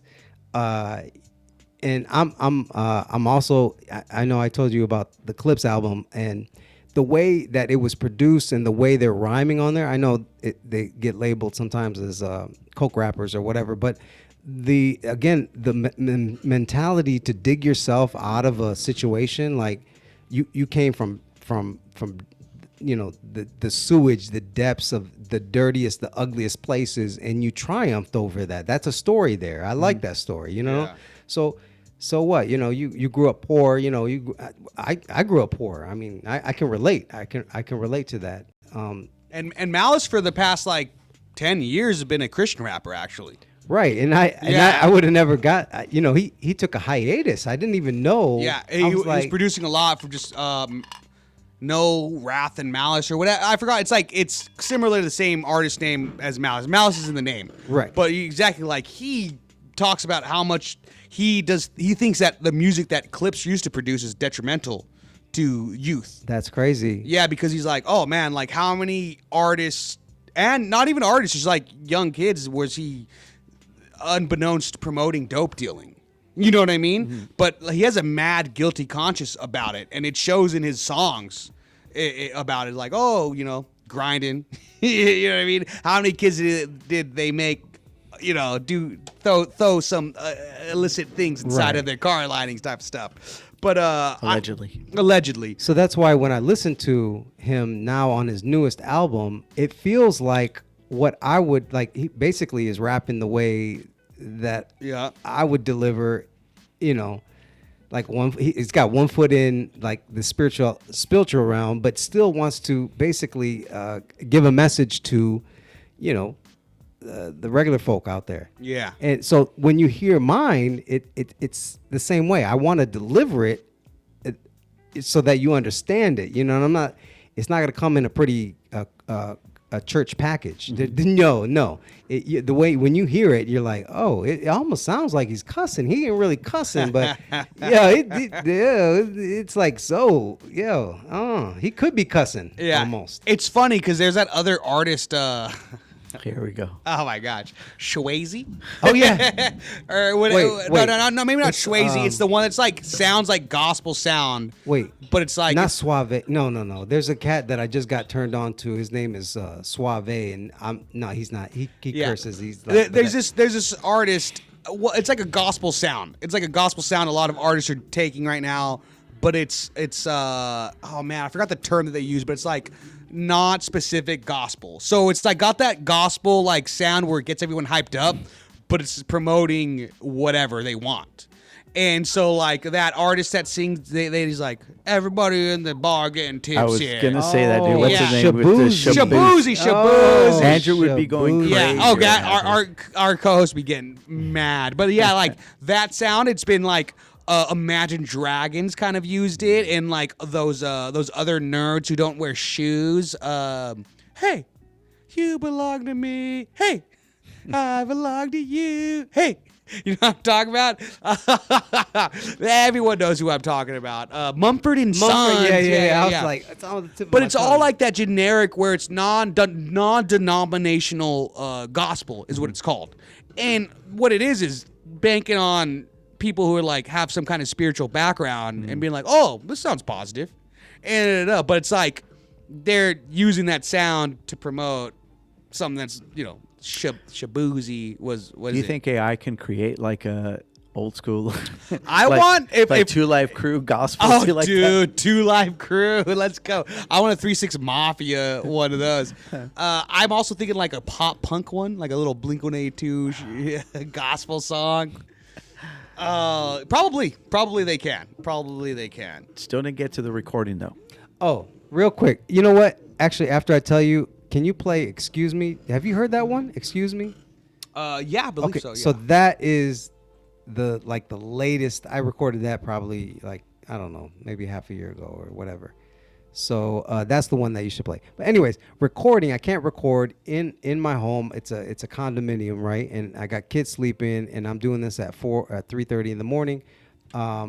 So long story short, I had to figure out where to go, and I figured out the best place would be in my garage, where my storage unit is. I park like sort of underground. In my garage. I figured out how to put the studio, a recording booth, in my car. So basically, I researched what I was going to do. I was going to soundproof the windows with that carton material. So I had like 4 sheets that would go like on the back and then on the sides and then basically like in the middle. And I would be in the back seat on the passenger side with a microphone attached to a tripod. and that's the, you know, I have a nice microphone, and that's all connected to a big huge, it's a what they call it, a preamp. A preamp, yeah. A nice one. And that everything is run through the sound card and then going to a laptop, and everything is powered. I can't use an outlet because there's no outlet. So I bought like a Jackery, you know, like a Verter. It's an electric power bank, but it's a big dog. It's like, you know, it's the size of a big, you know, it's a big box. And I put it on the outside because it has a fan, so you can't have it on the inside of the car because the microphone is so sensitive. So that's what's powering everything, and that's where I would record at, you know, 4:35 in the morning. Nobody's down there. I mean, there's cars parked there, but it's completely quiet, and I can be as loud as I want to. And that's where I would write, in the dark, in the back seat of a car. That was my Mazda 6, silver Mazda 6. Was it a Mazda Miata? 2007 Mazda 6. Yeah. That's amazing, man. See, that's the thing that I was telling you about earlier, man. Like, to me, you may have somebody right now listening that, you know, we touched on this a little bit, you know, maybe someone that's inspiring to want to do the same thing, or, you know, again, maybe he has his own room, mom's loud, has younger siblings or whatever, but then he can go down to, hey, Mom, can I get the keys to the car? What are you talking about? You're 15. You can't drive. You know? But then, boom. Laptop, sound card, like a Focusrite or a Scarlett or Claret or whatever, made by Focusrite, those little sound cards. Plug that into a laptop. Get your mic out and your phone. That's all you really need. They can make it work. You can make it work. You know what I'm saying? And now with all the processing that you can do, it really doesn't have to be the fanciest equipment. True. I mean, yeah, you can drop, you know, 10 grand on a setup and it'll sound really good. But if you only have like a couple grand and you need that to make that work, it's what you're writing about and how you're going about it. I mean, like, are you determined to get your... Do you remember when Nas released Illmatic? Do you remember how old he was? Was he 18? 19 when he released it. Wow. So that means a lot of his bars were, you know, Illmatic was written probably 18, 17. Right, yeah. Yeah, so, you know, I mean, all these kids, if he didn't even have a mom's car he could just record in. You know what I mean? So I'd love to hear what these guys got to spit. But let's go ahead and jump into Excuse Me. Excuse me. What? Let's excuse me. Who?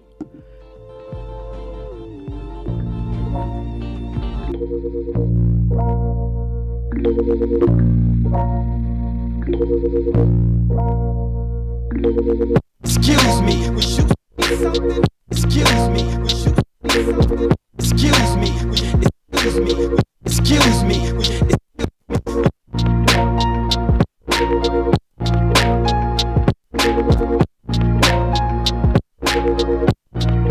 something?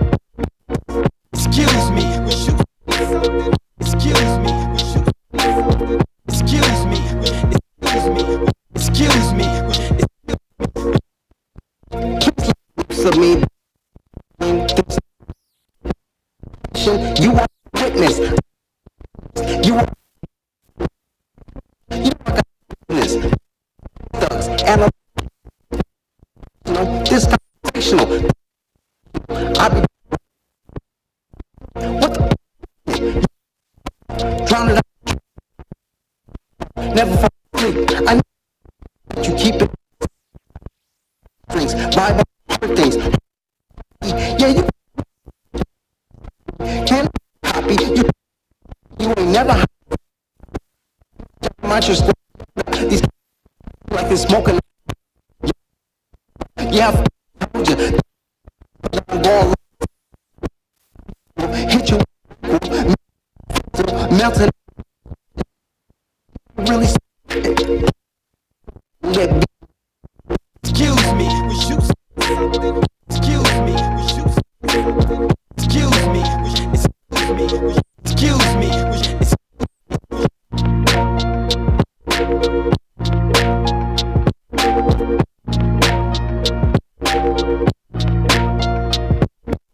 excuse me, would you say something? Excuse me, would you say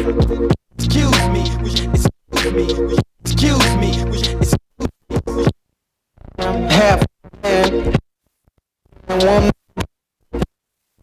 snake and this little smooth as hard as your hand. Can you salty how that the floor now I go thing to like Abe. Girl, I'm even if the number you can't t-shirt serious to the battle why you looking at that's you shouldn't be.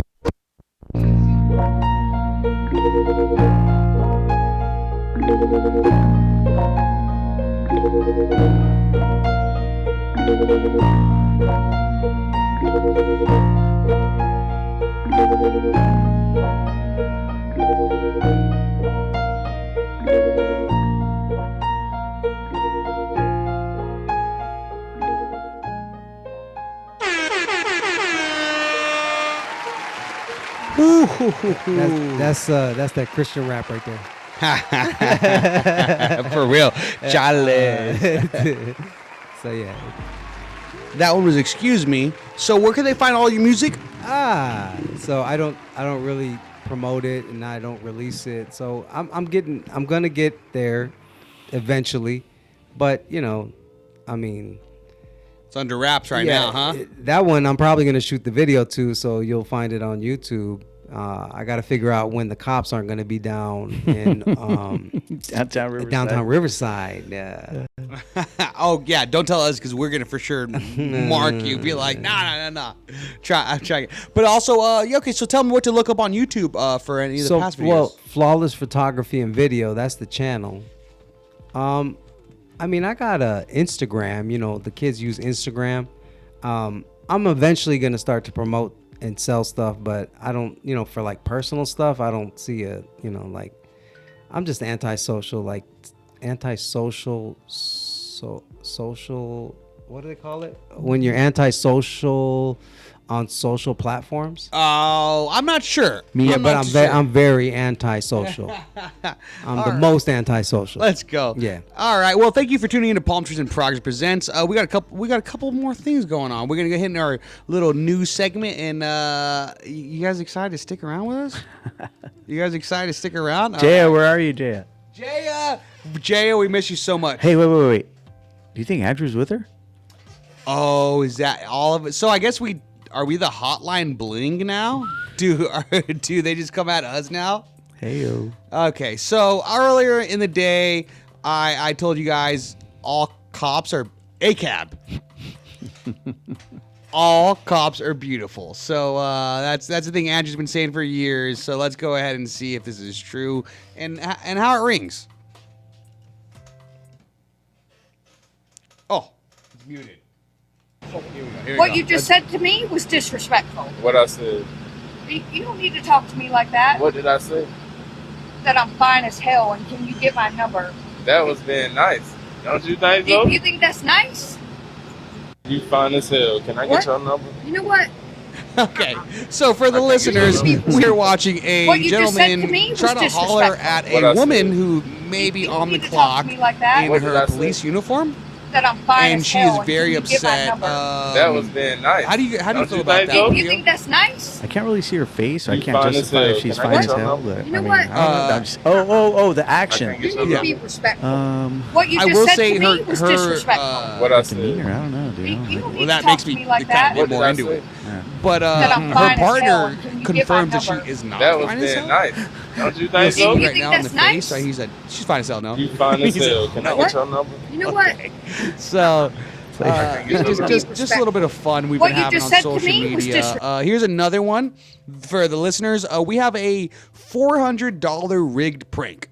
So someone goes into a food court at the local mall and goes ask a couple, hey, can we bug you guys for doing a quiz and we'll pay you guys, and they aggressively say no. And let's see what happens. answer a couple questions for an interview? No. Would you be willing to answer a couple questions? Every question you get correct, you win $100. Question number 1. What's 5 times 5? 25. That's correct. That's correct, sir. Second question. How many sides on a picture? 5. That's another 100. Third question. What's your favorite color?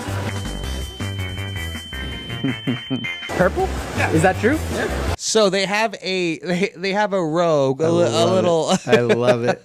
A stew or what? It's standing by, just waiting to answer simple questions, and then they reveal $100 answers for every answer. That's correct. That's 100. Which company created the iPhone? Samsung. I'm sorry, sir. Your run-ins there. It's Apple. Thank you for watching. We'll see you in the next episode. Would you be willing to? And you see the couple being upset about it. He's like, "Are you seeing this?" Yeah, that's what you get. Exactly. Hey, you know what? Be nice to kids, man. That's Say all yes I'm to saying. anything. I'll try anything twice. You and your wife got in a big fight about that, right? Oh, me trying anything twice? Yeah. She Shit, the hates first when I time's say fine. that.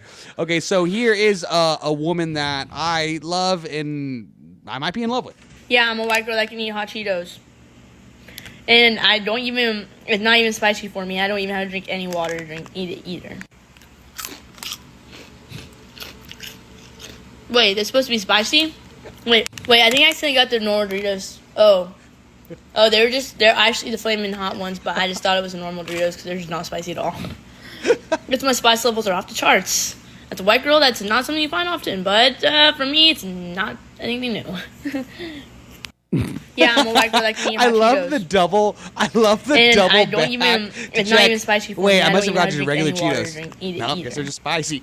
Wait, Yes, did I she did. say Doritos? Yeah. She did I say bet she Wait, did. it's supposed to be say spicy? Doritos. Okay, so Wait, that's what wait, I I think I thought the accidentally got funny the part was. normal That Doritos. she's eating Cheetos and she Oh, called they're them just, Doritos. they're actually the flaming hot ones, but I just thought it was a normal Doritos because they're just not. himself. I miss you You know what I guys. thought when she brought the bag up? Uh-huh. I have It was gonna be I have a a Dorito fear. switch. No. That a piece of that flaming hot would go in her eye. Oh, and that's where she would have been viral. Yeah. So that's what I was waiting Eric, for. let's recreate it. Yeah. Yes. Yeah. Later.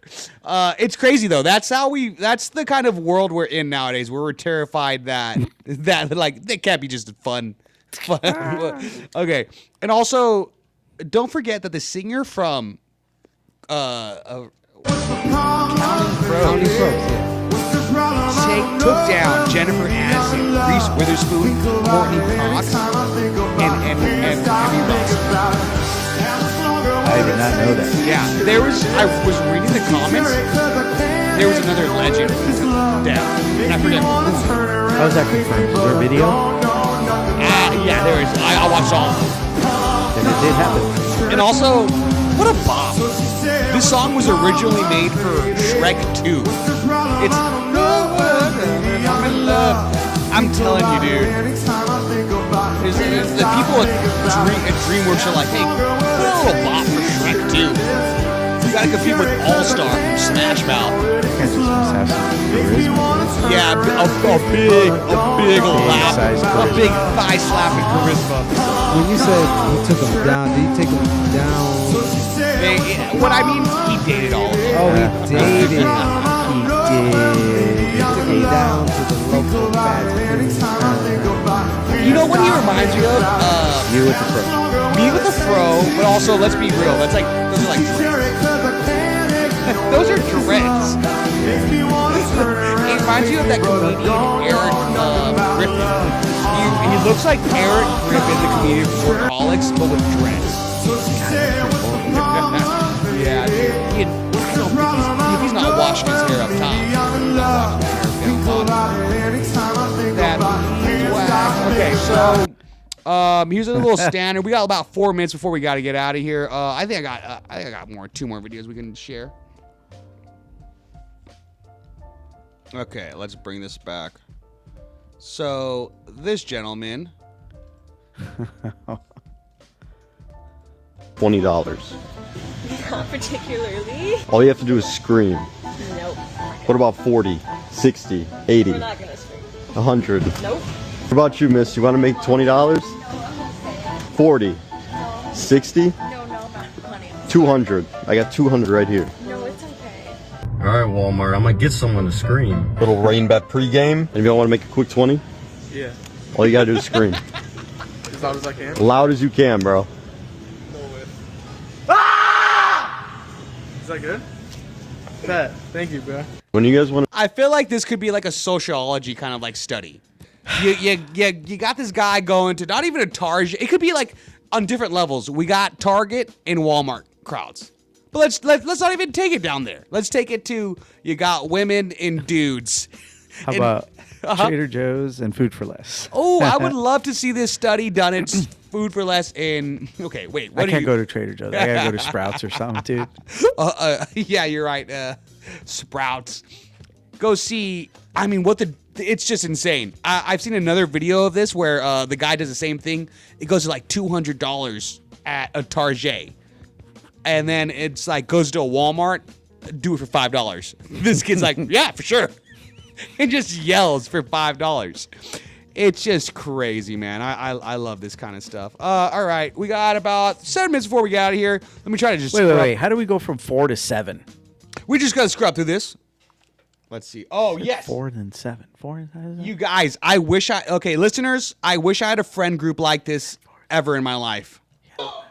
That's terrible. That's like the worst response you could get. No. She couldn't at 6:30. It makes total sense. She's hanging out with her college friends. What's confusing? So in the video, we have a bunch of bros, a bunch of frat bros. Just they have someone video screening or video mirroring on a plasma TV. That's what I'm saying, plasma. Someone's conversation with a woman via text, and so he got pretty sidelined. And there's a couple of the group of the homies are like being supportive, and a couple being realistic. Rejection. No, it's not. No. And I wish I had homies like this. A paragraph. Yes. Born out his It's heart. over. No, And she goes, "No, I can't do it next week." Yeah, exactly. If a girl declines your date, she has to offer up alternative She didn't ideas. offer an alternative. She didn't offer an alternative. No. If I had that speech impediment growing up, my friends would not be my friends. Yes. You should say, well, how about the following weekend? No. Yeah. No. Keep going. He's tried. You've already messaged her how many times asking for a date? Like 3. Anders, you gotta let this go. You tried 3 times. Look at this. There's initial interest. Okay. That doesn't matter. I think it was initial. You typed exclamation mark. Oh yeah. You're like, wow. The exclamation mark doesn't mean anything. He typed a paragraph saying, date, time, place. I want a one-on-one setting, not to go to just prayer room. But she's busy Prayer room. hanging out with her college Guys, friends. scroll down. Pushed it off multiple No. times. I All wish. she says is next weekend I'm busy. That doesn't sound She interesting. could be intimidated too, though. You know. Yeah, without giving him false hope.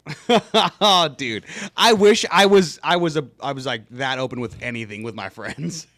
Yeah, Theo, you got a question? First of all, I'm gonna say F all of you, because where's your chicks at, dude? Yeah.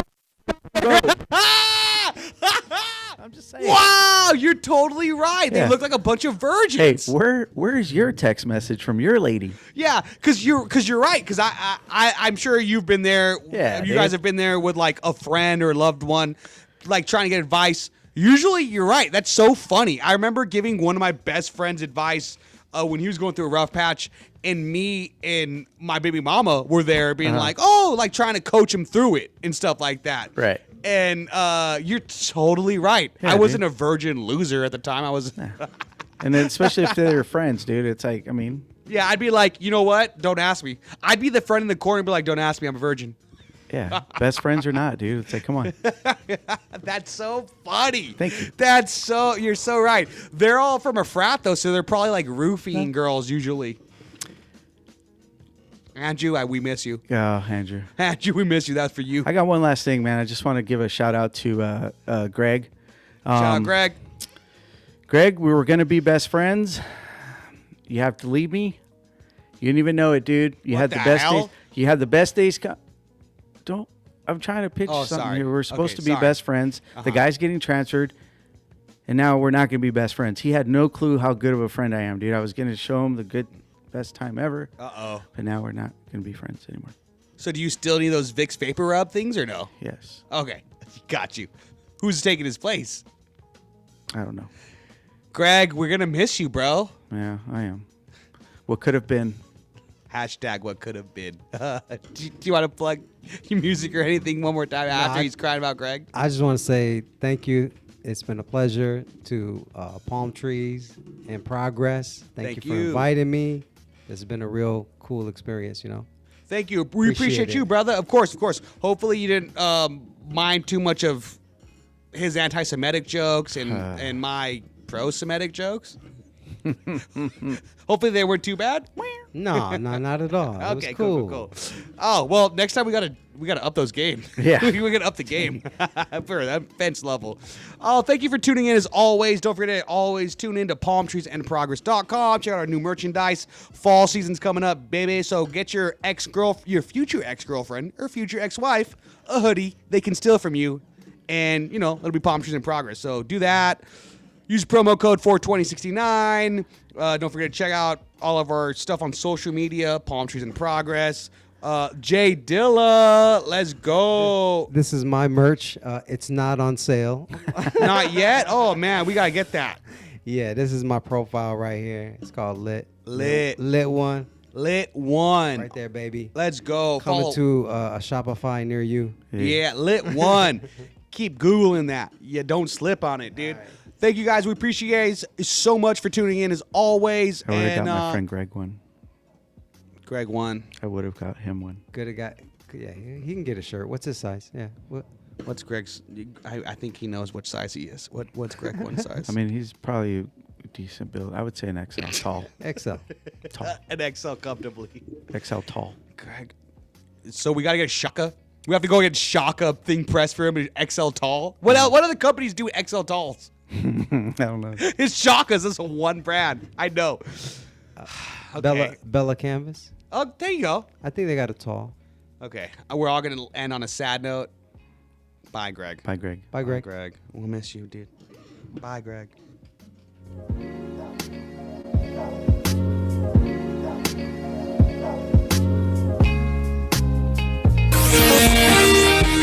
NBC News on specialized nurses that handle children at a hospital.